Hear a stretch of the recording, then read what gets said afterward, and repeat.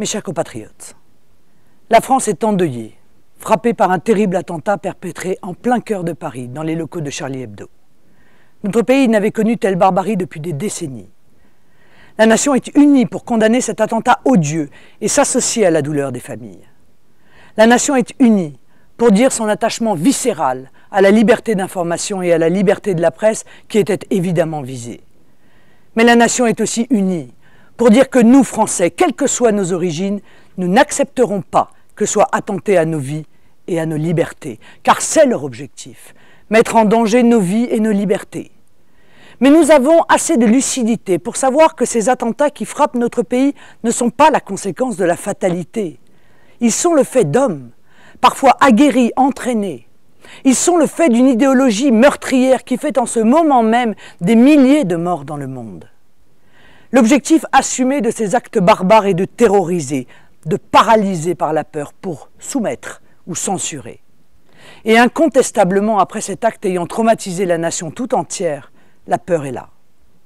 C'est ma responsabilité de dire que la peur doit être surmontée et de dire que cet attentat doit, au contraire, libérer notre parole face au fondamentalisme islamique. Ne pas se taire et commencer par oser nommer ce qui s'est passé. Ne pas craindre de dire les mots. Il s'agit d'un attentat terroriste commis au nom de l'islamisme radical.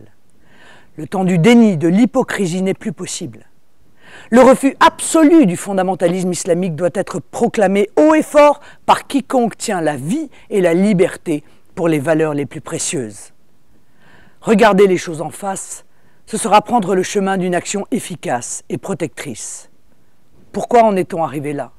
Quel est le parcours de ces assassins? Quelle est l'étendue des filières de l'islam radical sur notre sol? Leur financement? Quels pays les soutiennent? Les questions sont nombreuses et légitimes.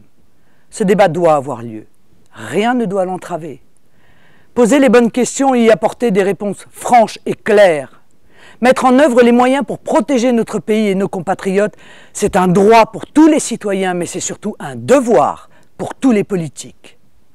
En ce qui me concerne, j'entends assumer cette impérieuse responsabilité pour permettre à la France de se défendre face à cette guerre qui lui est déclarée.